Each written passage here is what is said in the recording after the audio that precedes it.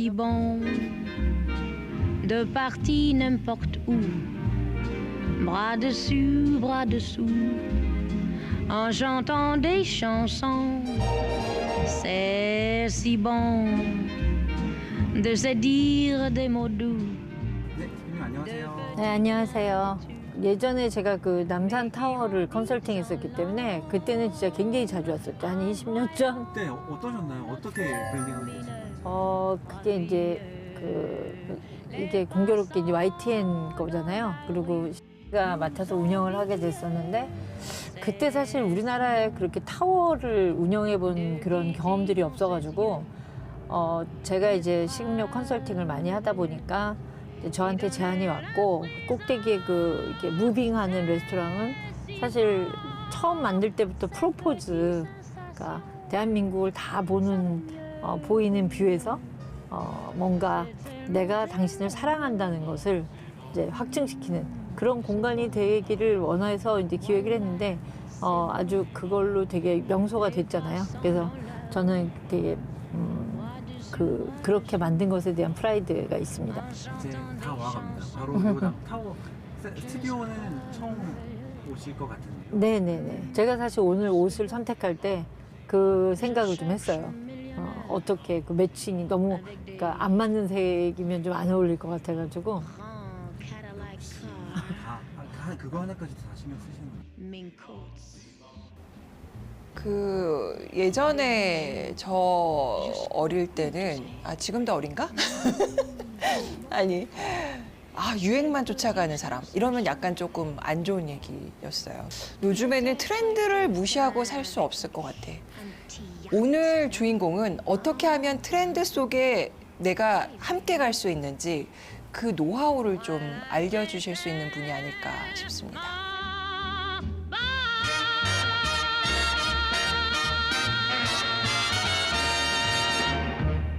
안녕하세요, 대표님. 안녕하세요. 네. 여기서 뵈니까 또 느낌이 묘하네요. 그러니까요. 우리 이렇게 일루는 처음 해보는 건데. 그러니까. 예. 대표님을 어떻게 수식을 할까 고민을 했어요. 워낙 타이틀이 많으시잖아요. 뭐 디자이너도 있으시고 또 외식업 전문가도 있으시고 무엇보다 이제 브랜딩 컨설턴트, 네네. 기업인. 네. 그래도 제가 그냥 한 예까지로 좀 접목을 좀 해봤어요. 그냥 K컬처와 또 K푸드의 가장 큰 주역 중에 하나. 그렇게 생각해 주시면 감사합니다. 이번에도 올림픽 때 네. 팝업하러 갔었는데 와 진짜 오히려 정말 우리가 이렇게 열심히 했었나 하는 것보다도 오히려 외국인들이 더 좋아해 주시니까 제가 진짜 너무 감동스럽기도 하고 또 책임감도 더 열심히 해야 되는구나. 지금 해외에서 제일 인기 있는 코리안 푸드가 뭐예요? 사실 제가 이제 그런 질문도 많이 받는데 제가 이번에 느낀 거는 오히려 우리가 그 프렌치나 이탈리안을 따라하는 거를 그 사람들은 좋아하지는 않아요. 그러니까 거기에 대한 점수를 주지 않고 오히려 정말 우리다운 떡볶이라든가 닭강정이라든가 그래서 사실은 어떻게 저는 사실 그럴 때는 좀 우리나라 것을 좀 고급 음식을 좀 좋아해 줬으면 좋겠는데 왜 저렇게 스트리트푸드에 열광하는가 생각해 보니까 사실 파인다이닝 레스토랑들은 그들이 볼 때 그렇게 크게 변별력이 있는 것 같진 않아요. 그럴 수 있죠. 네. 예. 왜냐면 프렌치 스타일이니까 그런 그러니까. 파인다이닝 그런 왜냐면 사실 우리나라 음식은 그렇게 코스로 나가는 요리가 아니잖아요. 그렇죠. 한 상을 차려서 먹는 요리인데 이렇게 코스화 시키면 어쩔 수 없이 서양화되는 것 같아요. 음식을. 그러니까 오히려 그들은 그것에 대한 감동보다는 오히려 맵고 짜면서 다이내믹하고 한국의 그런 즐거움 이런 것들에 대해서 점수를 많이 주는 것 같아요. 그들의 음식에는 맵고 짠 게 없으니까요. 근데 이 맵고 짠 거에 한번 맛들이기 시작하면 맞아요. 완전 중독되니까. 그러니까 제가 이번에 깜짝 놀란 게 저희가 그 닭강정으로 해서 이제 그 닭튀김 요리를 했는데 그거를 우리는 이렇게 쉐어하잖아요. 나눠 먹잖아요. 그들은 한 접시씩 한 사람씩 먹어요. 그거를. 그리고 막 너무 맛있다는 거예요. 네. 그래서 내가 정말 우리다운 음식으로 가져가는 게 더 나을 것 같다. 그런 생각을 했습니다. 그 가장 크게 먼저 알리기 시작한 거는 이제 만두. 만두인데요. 네. 네, 그래서 사실 만두도 참 제가 어려웠었어요. 왜냐면 우리는 그때 이제 만두가 과연 한식이냐, 중국 거 아니냐 이런 이야기도 많이 들었고, 왜냐면 그때 이제 제가 있었던 그 그룹이 한식 세계화를 먼저 하겠다고 이야기를 했을 때는 고추장 소스를 하시고 싶어 했어요. 근데 이 우리나라 고추장과 된장이 발효로 해서 굉장히 좋은 점은 있는데, 문제가 뭐냐면 뭘 넣어도 고추장 맛이 나요. 그러니까 집에서 해보시면 알겠지만 어찌됐든 떡볶이 소스를 가지고 낙지볶음에도 넣고 왜 전부 다 그 고추장 볶음, 뭐 오징어 볶음이든 무슨 볶음이든 전부 고추장을 쓰는데, 사실은 우리나라 그 특유의 고추장 맛으로 먹는 거지 낙지 맛이 더 도드라지진 않거든요. 근데 일본 된장은 참깨를 넣으면 참깨 된장이 되고 유자를 넣으면 유자 된장이 나고, 그러니까 조금 우리나라 된장보다 약하니까 소스화 시킬 수가 있는데, 우리나라 고추장 된장은 사실 그게 되게 어렵습니다. 이건 안 되겠다. 딴 걸 해야 되겠다. 근데 사실 이제 윗분들한테 이거를 반대를 하려면요, 정말 고민을 많이 해야 돼요. 왜냐면 잘못 말씀을 드렸다가는 그냥 사표 쓰고 나가야 되는 경우도 있거든요. 그리고 특히 이제 사기업에서 오너를 설득할 때는 숫자로 설득을 해야 돼요. 이게 왜냐면 어쨌든 이윤을 목적으로 하는 회사니까. 그래서 제가 이제 미국 시장을 엄청 연구를 해봤어요. 아시아 푸드 중에 뭐가 1위인가. 제가 이 순위에 되게 예민합니다. 그래가지고 그때 보니까 중국 만두 닝닝이라는 브랜드가 1위였어요. 그래서 제가 그걸 보고 만두가 1위라고? 그렇다면 그래서 사람들이 자꾸 뭔가를 개발을 하고 새로 무엇을 만들으라고 하면 자꾸 발명을 하려고 그럽니다. 뭐 에디슨처럼. 근데 그런 사람들은 돈 못 벌고 돌아가셔요. 소비자들이 무엇을 좋아하는데 그중에 조금 더 나은 거를 해야지 우리가 성공할 수 있지, 안 먹어본 거를 먹이려는 건 너무 어려워요. 사람이 안 먹든, 그러니까 고추장 소스 같은 거를 안 먹어본 사람들한테, 그러니까 지금은 먹힐 것 같아요. 그렇네요. 그렇죠. 지금은 딱이에요. 그러니까 그것 때문에 제가 힘들다고 생각을 하고, 중국의 닝이 1위야? 근데 이제 그 단점을 제가 봤어요. 팬 프라이도 안 돼. 왜냐면 프라이팬에 하면 이 소가 너무 꽉 차 있으면 집에서 요리해 보면은 겉이 타버려요. 그렇죠. 우리나라 만두를 갖고 들어가면 적어도 먹을 수 있겠다, 시장을. 그래서 제가 이제 만두를 하겠다고 했고, 사람들이 엄청 반대를 했어요. 어떻게 그게 한식이냐. 근데 제가 이제 그거를 우리나라는 우리나라 만두의 좋은 기술로 그 표 만두처럼 예전에 쪄서 만든 만두기 때문에 에어프라이를 하던 팬프라이를 하던 튀기든 삶던 가장 맛을 잘 만들 수 있기 때문에 우리가 닝을 이길 수 있다. 그렇게 해서 많은 분들이 제가 이걸 한국에서 만든 줄 아는데, 사실 라는 만두는 미국에서 만들어서 성공해서 들어온 브랜드예요. 그러니까 저도 기억이 나는 게 그때 만두가 국내에서 다른 브랜드의 만두가 네네네. 굉장히 더 네네네. 인기였거든요. 근데 그때 점유율이 65%였어요. 그러니까 만두. 어느 날 갑자기 그게 들어왔는데 이거 맛있다 이렇게 이제 입소문이 네네. 나기 시작을 한 것 네. 같은데, 그런데 요즘 그래서인지 그 국내에서 그 외식업을 창업을 안 하고 해외에서 하려고 하는 움직임들이 많대요. 그래서 저는 요즘 어떤 생각을 하냐면요, 국가적으로 네. 한식을 좀 지원해 줘야 되지 않나. 사실 정말 그렇게 해외에서는 한식 붐이 일어나서 난리인데 우리나라 지금 한식 셰프들이 없습니다. 한식을 안 하려고 해요, 젊은 사람들이. 봉골레 파스타는 38,000원, 막 어떤 데는 호텔에 가면 4만 원까지 받는 경우가 있어요. 근데 우리나라 칼국수가 봉골레 파스타 만드는 거 대비 우리나라 칼국수로 보면 손이든 이런 어떤 노력이든 훨씬 더 어려운데, 우리나라 해물 칼국수가 18,000원 이상 못 받을걸요. 그렇죠. 우리나라는 적어도 우리나라 칼국수는 김치든지 뭐 반찬이라도 하나 줘야 되거든요. 네네네. 근데 그렇게 따지면 코스트가 더 높아져요. 네네. 육수도 더 많이 끓여야 되고. 근데 이렇다는데 똑같이 세금을 받는다. 그리고 사실 한식 셰프보다 이 양식 셰프들이 급여가 더 높아요. 근데 그러다 보니까 지금은 젊은 분들이 안 하려고 그래요, 한식을. 그래서 저는 사실 그게 제일 고민입니다. 제가 이제 이 식음료 사업에 있는 사람 입장에서는 국가적인 차원에서 좀 도와야 되지 않을까.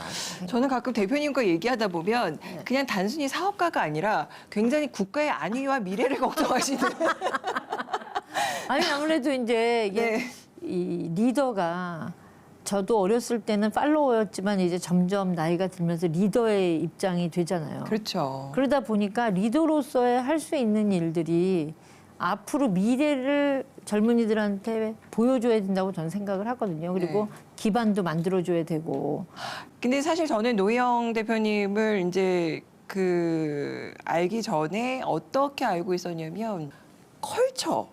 방송이나 영화에도 굉장히 영향력이 있는 분이다라고 저는 그렇게 처음에 알고 만났거든요. 네네. 저는 그 과정이 굉장히 신기해요. 궁금하고. 사실 영화도 브랜딩이거든요. 어떻게 네. 보면.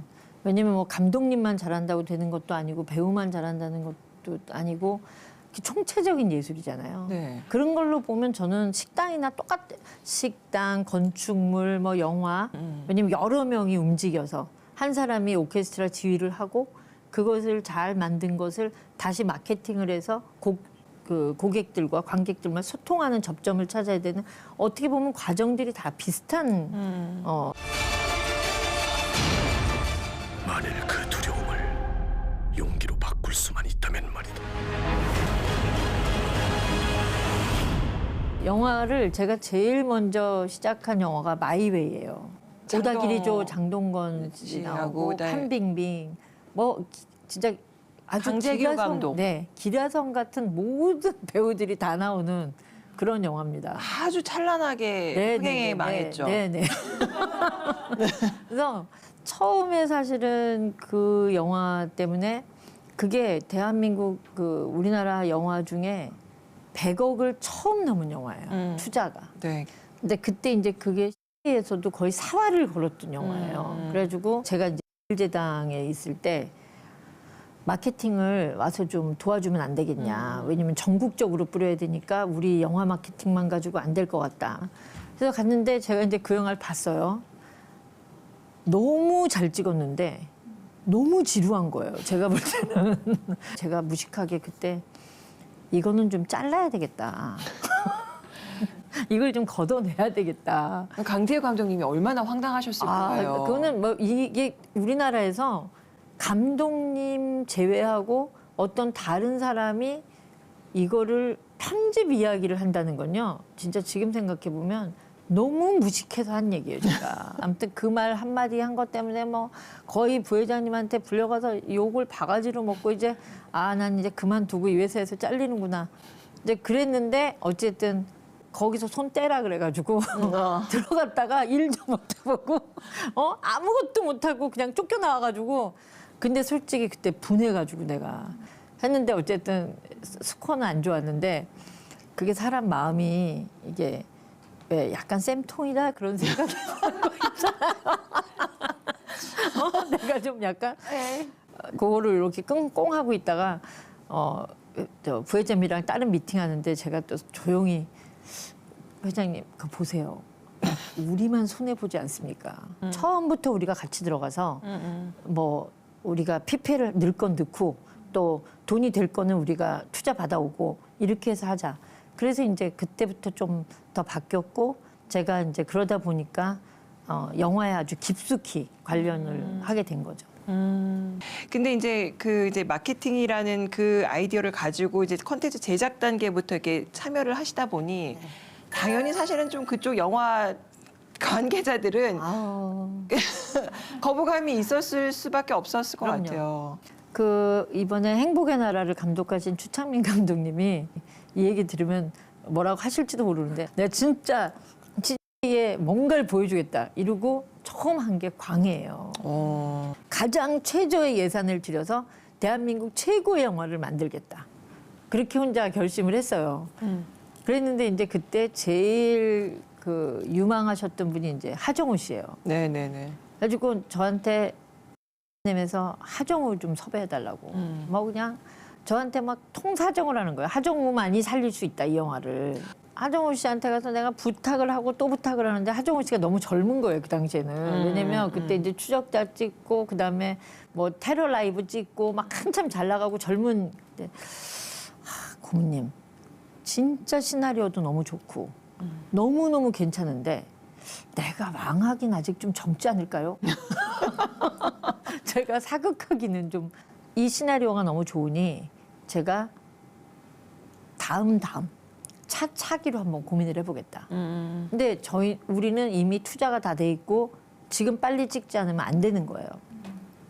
그래서 막 그런데 저는 그래서 매니지먼트가 되게 중요하다고 생각하는 게 그때 당시 이병헌 씨 그 매니지먼트 지금도 그 대표가 손석구 대표님인데 그분이 진짜 저한테 계속 전화를 하시는 거예요. 제가 이 시나리오 봤는데 우리 이병헌 씨 주면 정말 난 잘할 수 있다. 근데 이제 이병헌 씨가 그때 뭐 미국에서 레드 찍고 막 이러고 계실 때요. 그래서 회사에 되겠더니 안 된다는 거예요. 이제 외국에서 찍고 있는데 이거 스케줄도 못 맞출 거면 이게 안 된다. 그래가지고 막 고민을 하는데 이제 감독님도 바뀌어서 한번 만나자 그래서 이분이 진짜 제가 만나러 갔는데요. 거의 이러고 앉으지 이러고. 내가 그러고 있는데 거의 이러고 봐요 나를 꼴보기 싫어가지고. 그래가지고 내가 그리고 되게 이렇게 예민하고 소심하신 분이거든요. 걱정하지 마세요. 감독님 저에 대한 얘기 많이 들었을 줄 아는데 일단 제가 영화에 대해서 무식하고 모르고 절대 그거에 참견할 마음이 요만큼도 없으니 걱정하지 마시되 제가 반드시 흥행은 성공시켜 드릴 테니 저한테 이런 적개감을 푸셔라. 그렇게 하고 막 이렇게 통사정 해가지고 이제 시작을 했어요. 네. 처음 촬영하는 날 첫 컷부터 봤어요, 제가. 다 사진 찍어서. 뭐 하다못해 팥죽. 그때 팥죽이 되게 네, 중요한 그랬죠. 중요한 제가 거죠. 광해 팥죽을 출시했잖아요. 무슨 그다음에 저기 떡갈비. 광해 떡갈비. 정말 모든 마켓에 광해로 콜라보 해가지고요. 사실은 그거 이병헌 씨한테 돈 내야 돼요. 내가 오늘 마켓에 갔는데 만두에 제 얼굴이 붙어 있더라고요. 잘 되자고 하는 일이야. 그거 갖고 뭘 그래. 진짜 제가 광해 포스터를 우리 CJ 물건에 다 붙였던 것 같아요. 그러니까 제가 이제 영화를 할 때마다 이거 뭘로 밀까? 어느 쪽에 포커싱을 해야 되나? 그래서 이제 이건 리더십으로 밀어야 되겠다. 그래서 뭐 장관들, 국회의원님들도 다 보시고 대기업 대표들도 다 보고 이제 그런 식으로 밀어붙였던 것 같아요. 특히 광해에 도움을 주신 분들은 대통령 후보들. 그때가 이상하게 마침 때가 맞았어요. 그래서 다 보셨어요. 그 대통령 후보들이 다 보시고. 뭐 눈물을 흘렸다는 분도 계셨잖아요. 네. 그것 때문에 막 광주에서 바람이 일어가지고 해서 뭔지도 모르고 좋아가지고 우리는. 그래서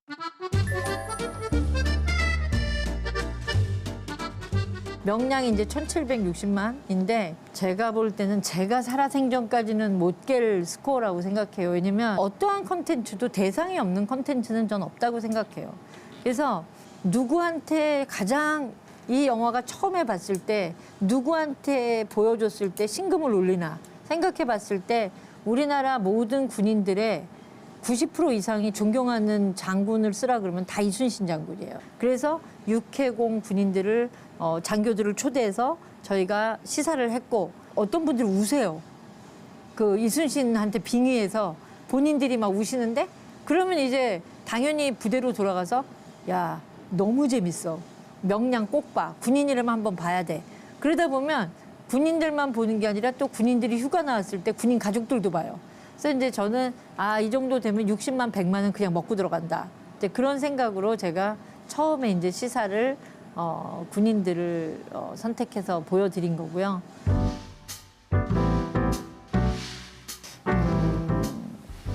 일이 되면 즐길 수는 없구나 이런 생각을 한 게 제가 그 회사 양쪽 회사 10몇 년 있는 동안 한 번도 영화를 재밌게 본 적이 없어요. 막 영화를 보면 불안한 거예요. 딴 게 재밌을까 봐. 왜냐면 같이 붙는 저쪽 게 재밌으면 어떡하나. 그래서 저랑 영화 본 사람들이 너무너무 싫어하는 게 5분도 안 돼서 어때?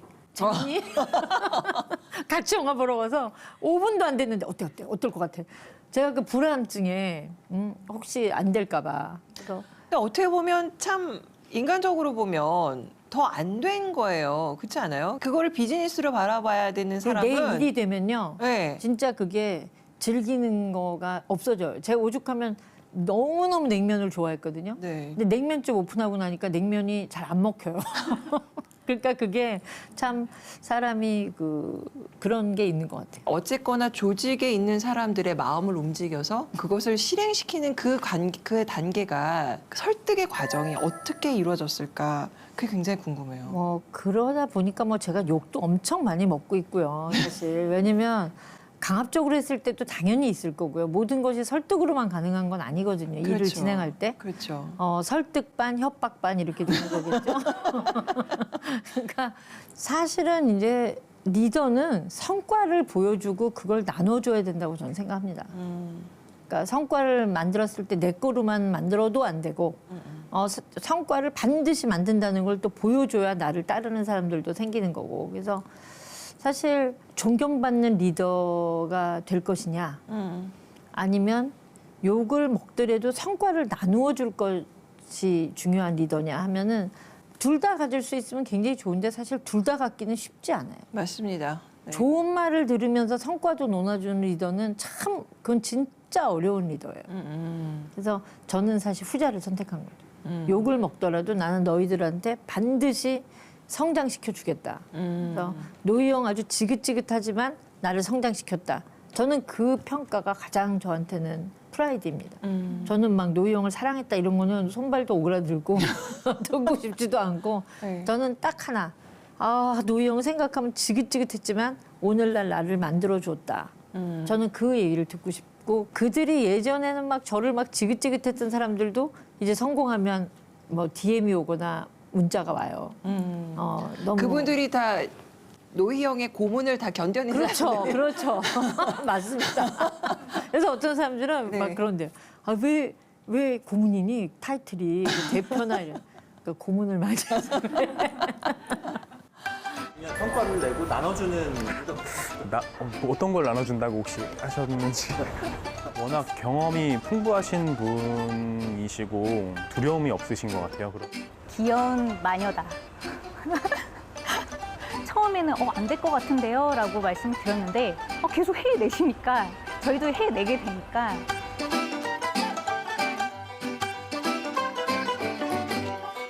20년 전인가 한번 이제 인터뷰를 할 때 네. 나는 아침에 일어나서 내가 할 일부터 안 적는다. 나는 내 직원 할 일부터 적는다. 그 말을 했다가 뭐 엄청 욕먹었어요. 근데 사실 리더는 내가 혼자 뛰어봤자 일당 많이 해봤자 일당 2, 일당 3밖에 더해요. 근데 내가 오늘 지시할 사항부터 먼저 10명한테 지시를 하면 30명 정도는 움직이고 시작을 하는 거잖아요. 그러니까 나쁘게 보면 하루 종일 부려먹을 일 것만 적고 다니는 것도 있고 어떻게 보면 그만큼 일을 많이 처리하기 위해서 한다고 생각하는데 아마 대한민국에서 단톡 저처럼 많이 만드는 사람 없을 거예요. 저는 무조건 단톡이야. 그러니까 어떤 때는 단톡에 초대된 사람들이 나는 왜 여기 있는 거냐고. 아니 회사에서도 이건 내가 여기 있을 단톡은 아닌데 나는 알고 있으라고 일단 알고 있으라고 너도 그래도 알고는 있어야 된다. 저는 그런 게 제가 행동이 그런 것도 빠르고 지시력이 아무래도 좀 남다르지 않나. 특히 우리나라 사람들은 주변의 평을 굉장히 중요하게 생각을 하기 때문에 주변에서 나에 대해서 비난을 한다, 비판을 한다. 그러면 그거가 무서워서 뭔가를 더 추진을 맞아요. 못하는 경우도 많거든요. 제가 이런 것 때문에 욕도 먹는데 제가 제일 관대한 게 내 욕하는 사람들에 대해서 관대해요. 그냥 근데 이제 제일 슬픈 건 정말 나를 알 사람이 욕하면 그건 실패한 삶이라고 저는 생각해요. 맞아요. 근데 사실은 뭐 어쩌다 한번 본 사람이라든가. 그래서 제가 어떨 때 엄청 내 욕을 한다 그러면 물어봐 한번. 나랑 밥이라도 한번 먹었냐. 아니면 그랬대더라 저랬다더라 말고 정확하게 본인한테 뭔가를 피해를 줬나. 그래서 그게 아니면 그냥 듣지 마 그래요 저도. 근데 하지만 이제 리더로 오래 살다 보니까 쓸데없는 위약이나 그런 건 남에게 상처 주는 거는 하지 말았어야 되지 않을까 하는 생각은 합니다. 이제는. 지금 제가 요번에 방송 준비하면서 대표님에 대해서 처음 알게 된 게 의대 출신이셨어요. 네네네. 어떻게 의대를 아니 뭐 이렇게 대단한 건 아니고 왜냐면 저는 이제 미국에서 공부를 이제 청소년기를 미국에서 보낸 사람인데 프리메드를 전공해서 이제 의사가 되려고 했었어요, 사실은. 왜냐면 저는 인생에서 제일 중요한 게 전 전략이라고 생각하거든요. 뭐 브랜드도 전략을 세우지만 내 인생에 대해서도 전략을 세울 때 저도 그때는 이 정도 투자해서 할 바에는 의사가 훨씬 낫겠다. 안정적이고. 근데 이제 제가 그때 프리메드 한 3학년, 4학년 올라갈 때 이제 좋은 메디컬 스쿨을 가려면 인턴, 그러니까 그런 진짜 인턴 말고 왜 파타임 인턴십을 해야 그 선생님들한테 레코멘데이션을 받는데 제가 소아과에서 일을 했어요. 제가 소아과에 지금 그 일했던 기억이 지금도 너무 힘들고 미국 엄마들은 대부분 널서리에 있다가 이제 유아원에 있다가 데리고 오기 때문에 밑에 처리도 그렇게 깨끗하지도 않을 뿐더러 아시겠지만 이렇게 애들이 기저귀를 딱 빼면 시원해서 네 많이 하잖아요. 하잖아요. 네. 와 게다가 또 울어요 다 병원에 오면. 그러니까 그 하루가 집에 가면 냄새 나는 거에다가 애들 우는 소리에다가 이거 직업으로는 못하겠다. 제가 그때 안 맞으셨구나. 엄청 좌절을 했어요. 제가 진짜 처음으로 나는 뭐든지 하면 할 수 있다 생각했는데 이건 직업으로는 너무 우울하겠다. 이건 너무 힘들겠다. 그리고 행복하지도 않고. 그러면서 제가 나는 창의적인 일을 해야지 이런 일은 뭐 재미없겠다 생각을 하고 이제 전과를 한 거죠. 그래서 디자인으로 또. 네네네. 너무 웃겼던 게 제가 뭐 어렸을 때는 막 옷에 관심 있지도 않고 공부만 진짜 열심히 하는 학생이었거든요. 네. 근데 저희 어머니가 너는 근데 색깔 감각이 되게 뛰어나다고. 내가 지는 옷을 안 입으면서 막 우리 엄마한테 나는 막 머리도 안 빗고 다니는 애가 우리 엄마가 어딜 간다 그러면 내가 지정을 한대요. 엄마 내일 우리 학교 올 때 이렇게 입고 와. 이 색깔 뭐 이 구두 이거. 그러면 사람들이 다 너무 멋있다 그랬다는 거예요. 그래서 너가 되게 옷에 감각이 이 색깔에 뭔가 감각이 있는 애다. 제 진짜 그거 말 한마디 믿고 내가 뭔가 뭔가 창의력이 있지 않을까. 그래서 이제 팔슨스를 가게 됐는데 근데 아무튼 사람이 다 자기 길이 있는 것 같아요. 그리고 그 길을 찾는 거에 있어서 어렸을 땐 당연히 부모님의 한마디가 맞아요. 굉장히 맞아요. 결정적인 네. 역할을 하는 것 같고. 그래서 일단은 처음의 직업은 그래서 그 디자인과 연결된 네네네네. 일이셨잖아요. 네, 단추 디자이너. 네. 그때 그것도 굉장히 생소한 직업 아니었나요? 그럼요. 제가 지금 생각해 보면 제가 한 일들이 웃기는 일이 한두 가지가 아니에요. 제가 그 메디컬 스쿨 그 프리메드 다닐 때까지 성적표는 어디다 내놔도 제가 자신 있어요. 진짜 공부를 잘했는데 저는 지금도 팔센스 누가 성적표 볼까 봐 무서워 죽겠어요. 근데 하지만 저를 오늘날 만들어 준 거는 팔센스예요. 근데 대표님이 이제 뭐 좌절을 많이 했다라고 하시지만 그게 어떻게 보면 늘 항상 새로운 분야에 네네네. 도전을 하다 보니까 당연히 새로운 분야에 갔을 때는 뭔가 어려움을 겪고 굉장히 다이나믹하면서 힘든 과정 당연히 있었겠지만 부러운 삶을 사신 것도 같아요.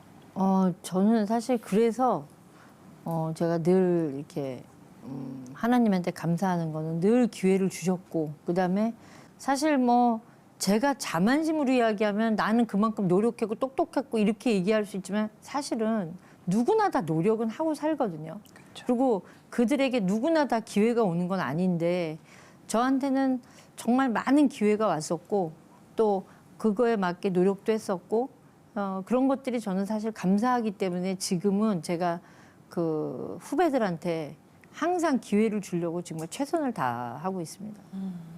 본인이 기회를 찾아가신 건 아니에요? 직접 만들고? 물론 뭐 그렇게 보면 뭐 한도 없지만 사실은 사람은 저는 받은 것만 기억해야 된다고 생각해요. 아, 멋진 말이다. 내가 준 거보다는. 준 거를 기억하면 억울해서 못 사는 것 같아요. 준 것만 기억하면 늘 억울할 것 같고 받은 것만 기억하면 늘 감사할 것 같고 그래서 저는 세상에 받은 게 훨씬 더 많은 사람이라고 생각합니다. 어떻게 보면 이제 2000년대 그 정말 피크 타임에 그 한가운데에 계셨기 때문에 뭐 이제는 그냥 편안하게 가실 수도 있지 않을까 생각했는데 요즘 또 인플루언서들하고도 계속 교류하시면서 계속 그 감각이나 이런 트렌드를 계속 이끌어 가시잖아요.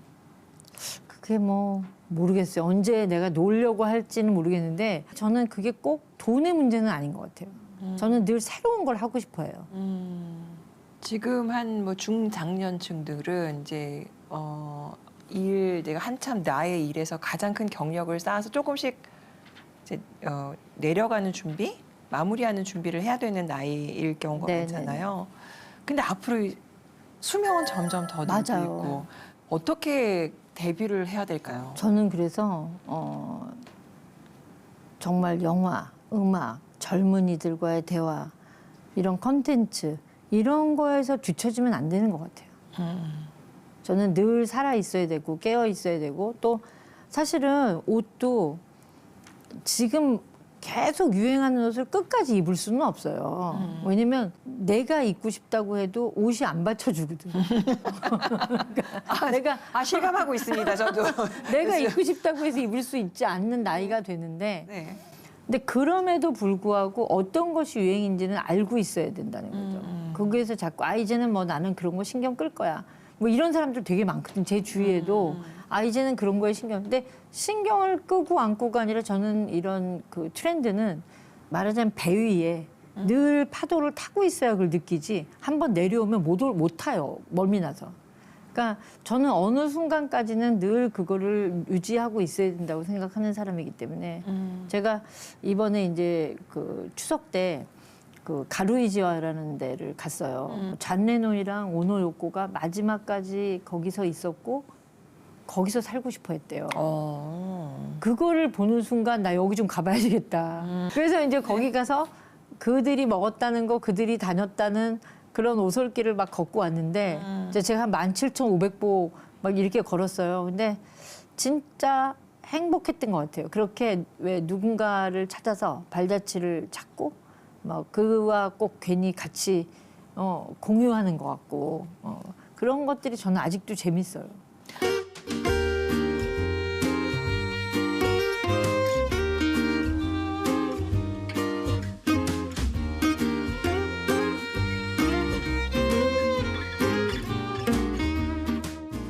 앞으로도 이제 대표님 많이 활동 보여주시고요. 네. 최선을 다해보겠습니다. 좋은 영향 많이 좀. 네, 저는 정말 제가 사실 이게 방송 활동 안 한 지 오래됐는데도 그 유튜브 마셰코가 그렇게 돌아다닌대요. 네, 짤로. 네. 그래서 진짜 젊은 사람들이 저한테 와서 아는 척하는 분들이 많아요. 그럴 때도 저는 내가 정말 훨씬 더 이들에게 좀 책임감 있는 리더로 더 많이 줘야 되고 희망도 줘야 되고 또 기회를 줄 수 있다면 최선을 다해봐야 되겠다 하는 늘 책임감이 듭니다. 오늘 하여튼 귀한 시간 내주셔서 너무 감사하고요. 예, 앞으로도 계속 멋진 모습 기대하겠습니다. 네, 감사합니다. 감사합니다. 그럼 저희 김성경의 남산 드라이브는 어떻게 브랜딩할 수 있을까요? 일단 뭐 출연자들이 재밌어요. 그죠? 네. 저희 이번에 대표님 나오셨으니까 저희 프로그램 홍보해 주시는 거. 열심히 해보겠습니다. 일단 최선을 다해서.